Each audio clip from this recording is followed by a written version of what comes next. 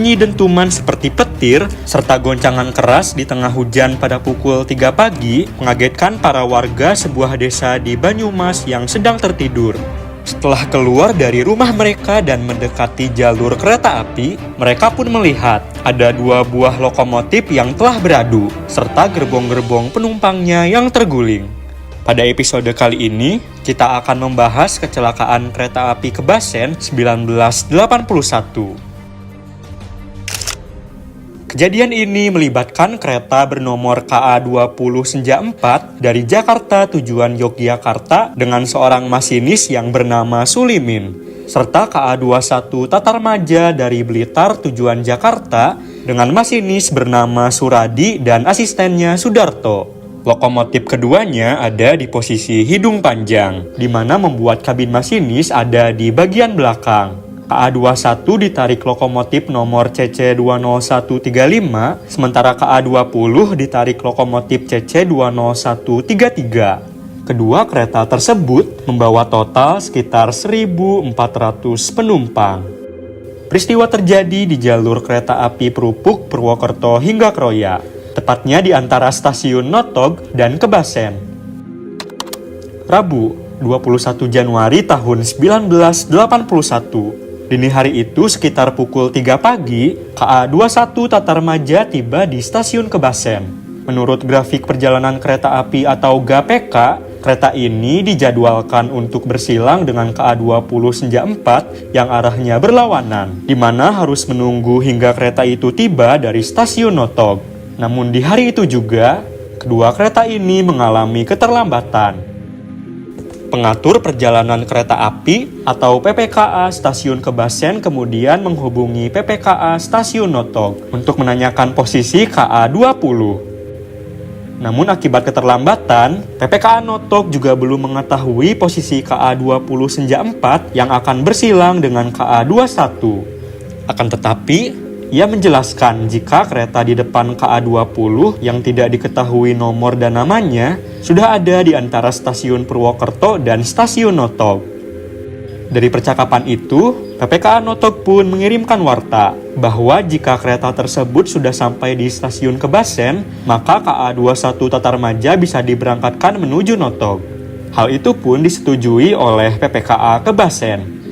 Warta atau berita perjalanan kereta api sendiri masih dikirim menggunakan telegraf, di mana warta diterima dalam bentuk kode Morse pada kertas yang berbentuk seperti meteran. Setelah menerima informasi itu, PPKA Kebasen pun menahan KA21 untuk menunggu kereta di depan KA20 itu untuk melintas. Kedua kereta ini kemudian bersilang di stasiun Kebasen. Setelahnya, KA21 pun diberangkatkan menuju stasiun Notog. PPKA Kebasen juga mengirimkan warta PTP atau pemindahan tempat persilangan ke PPKA Notog bahwa persilangan antara KA21 dengan KA20 yang seharusnya dilakukan di Kebasen dipindahkan ke stasiun Notog. Hal ini sendiri cukup normal dilakukan jika dua kereta yang akan bersilang salah satunya mengalami keterlambatan seperti pada KA20 Senja 4. KA21 melaju dengan kecepatan operasional lintas di kecepatan 63 km per jam. Suradi sang masinis sempat mengurangi kecepatan kereta setelah melewati terowongan yang lokasinya tidak jauh dari stasiun Kebasen karena adanya pembatasan kecepatan akibat perbaikan. Namun hanya sekitar 2 menit kemudian, saat keretanya melintasi tikungan, ia kaget melihat adanya sebuah sorotan cahaya lampu yang mendekat ke arahnya.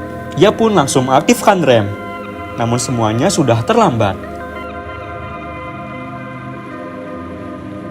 KA21 Tatarmaja bertabrakan dengan kereta lain dari arah berlawanan, di mana kemudian diketahui jika kereta itu ternyata adalah KA20 Senja 4, kereta yang seharusnya bersilang dengan kereta ini. Benturan membuat gerbong pertama dan kedua KA20 saling bertumburan.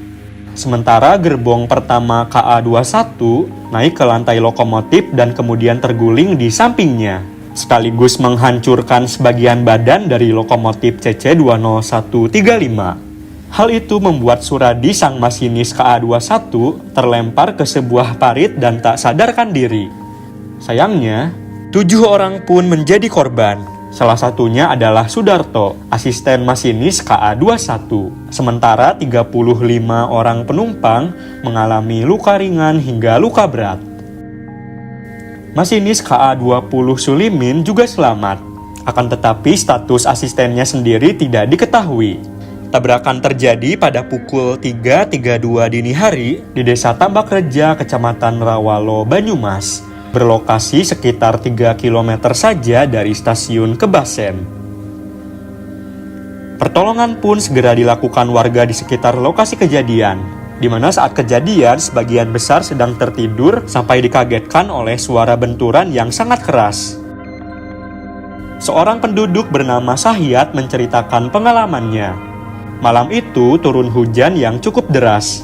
Sahyat baru saja merebahkan diri di samping istrinya yang sudah terlelap. Namun tiba-tiba muncul suara ledakan seperti petir yang menggelegar sampai menggoncangkan tempat tidurnya. Setelah keluar dari rumah bersama istrinya, ia melihat ada 2 kereta api yang sudah bertabrakan. Awalnya, tidak ada suara apapun dari kereta itu. Baru saat Sahyat bersama 2 tetangganya mendekat, suara teriakan meminta pertolongan muncul dari sana-sini. Tak lama kemudian, hujan pun mereda, dan hampir seluruh warga desa yang hanya dihuni oleh 36 kakak itu sudah ada di lokasi kejadian untuk membantu pertolongan, disusul oleh Satuan Brimob, polisi kehutanan, serta pihak lainnya. Masinis KA21 yang tak sadarkan diri baru bisa dievakuasi pada pukul 10 pagi. Sedangkan ambulans yang dikerahkan dari seluruh rumah sakit di Purwokerto baru bisa membawa semua korban setelah pukul 11 siang.